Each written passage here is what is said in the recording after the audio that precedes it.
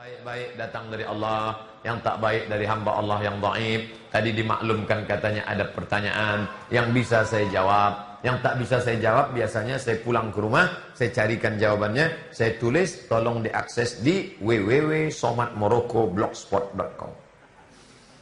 Jika kita puasa wajib di luar Ramadan pada hari Senin atau Kamis, bolehkah kita niat ganda, niat puasa wajib? Cukup satu niat saja.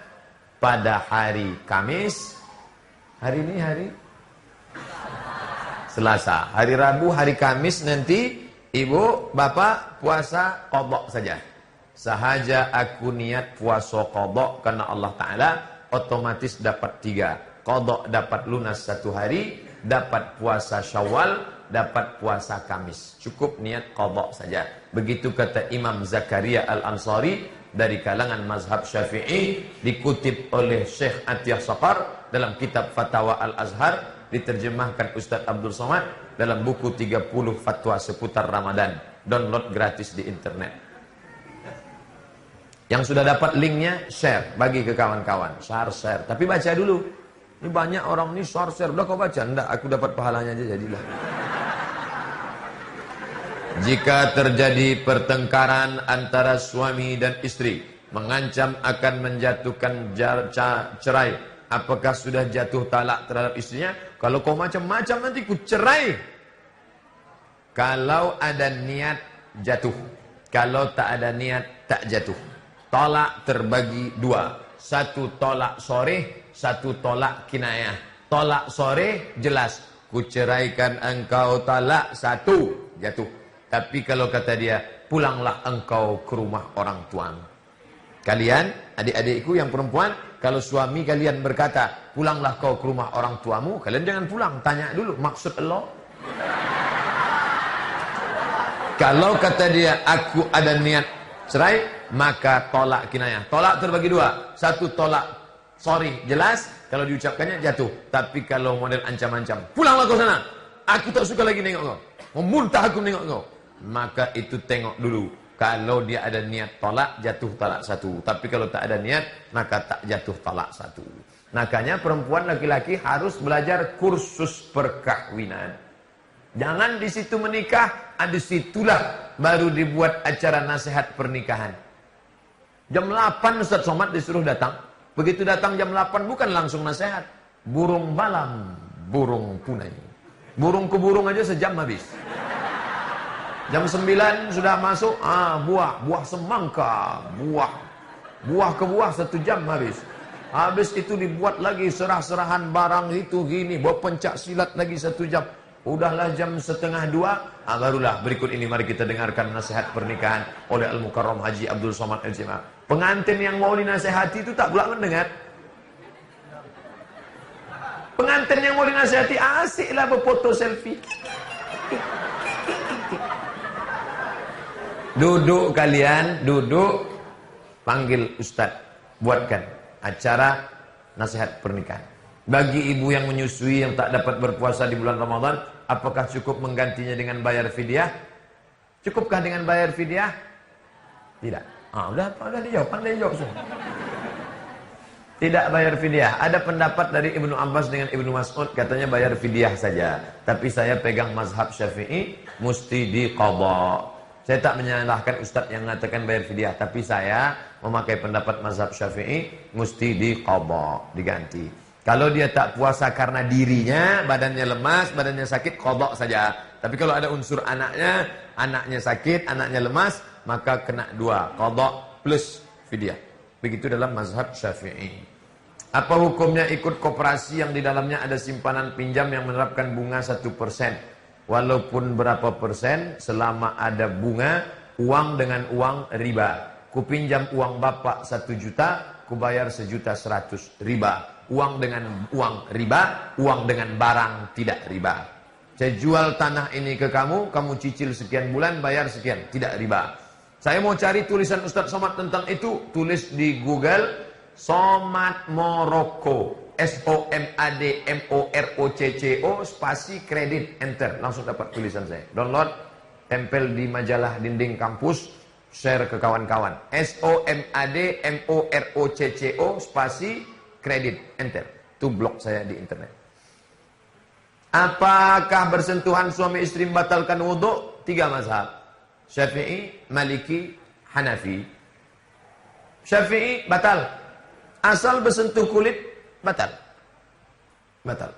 Kalau Hanafi tak batal.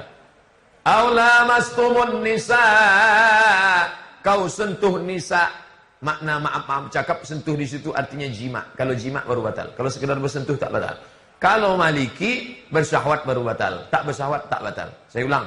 Syafi'i bersyahwat tak bersyahwat batal. Hanafi bersyahwat tak batal.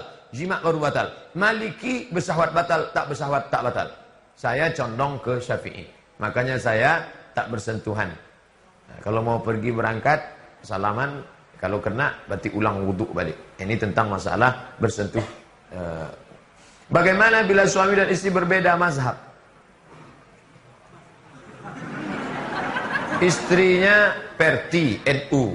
Suaminya Muhammadiyah. Muhammadiyah dalam hal ini mengambil Maliki. Dalam mazhab Maliki, tak bersyahwat, tak batal. Selesai dia salam istrinya, sampai dia di kampus UPP, sholat dia. Kau tadi kan sudah kau pegang binimu. Aku tak bersyahwat dia tadi. Aku nengok biniku tak bersyahwat dia tadi. Nengok bini orang baru aku bersyahwat. Tak batal. Tapi istrinya tadi batal. Letak beda cara berwuduk Syafi'i dengan Maliki itu di mana? Sama. Basuh muka sama, basuh tangan sama, usap kepala sama, usap telinga sama, kaki sama. Cuman bedanya kalau mazhab Syafi'i air kepala sikit aja, ubun-ubun aja, telinga sama kepala lain. Kalau Maliki basahkan tangan, sapu kepala ke belakang, maju ke muka, menyambung ke telinga. 1 kali 1 Maliki. 3. Salah satu manhaj memandang kritik terhadap pemimpin itu berdosa. Kepada pemimpin harus taat walaupun zolim. Jadi waktu kasus Ahok kemarin menyatakan haram ikut demo. Bagaimana menurut Ustadz? Saya copy pendapat Ustadz Farid Oqbah. Farid Oqbah alumni Libya, Saudi Arabia punya. Apa kata Ustadz Farid Oqbah? Nanti saya kutip pendapat dari Mesir. Itu kan dari Mesir. Ini Farid Oqbah, Ustadz Farid Oqbah, Libya. Lembaga Ilmu Pengetahuan Indonesia Arab, cabang dari Universitas Imam Muhammad Ibn Saud, Riyadh, Saudi Arabia.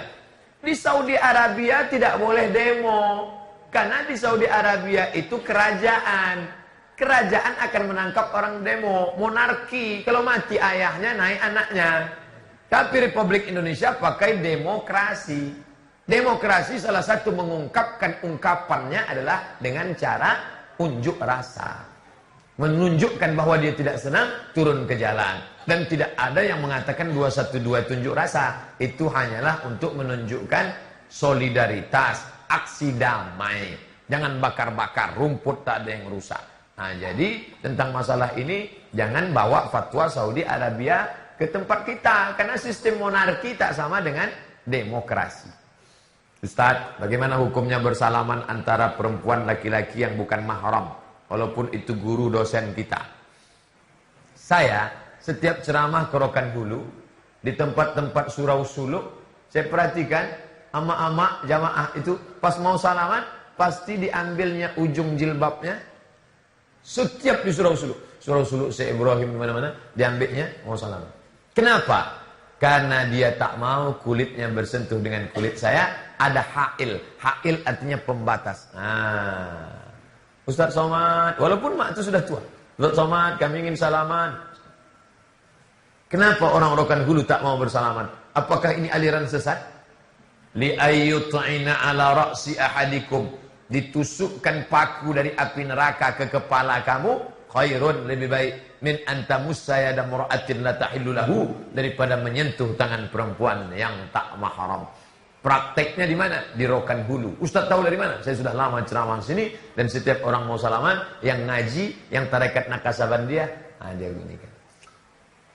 Ketika saya baru pulang ke UIN tahun 2008 balik dari Maroko, selesai tatap muka datanglah mahasiswi mau salaman. Ustaz, belum nikah saya waktu itu, masih muda. Mau dipegang takut berdosa. Tak dipegang jarang-jarang dapat. Maka alhamdulillah Allah memberikan ilham, saya tak pegang tangannya, saya gini langsung. Ini tak pernah saya pelajari di Maroko, tak pernah saya pelajari di Kairo. Ustaz dapat ini dari mana? Mahabharata. Begitu saya nampak dari jauh dia udah mau salaman, saya ginikan langsung, dia pun langsung tak jadi. Dia tak tersinggung, tak sakit hati, dia tak malu, saya pun pula tak menjatuhkan marwah orang.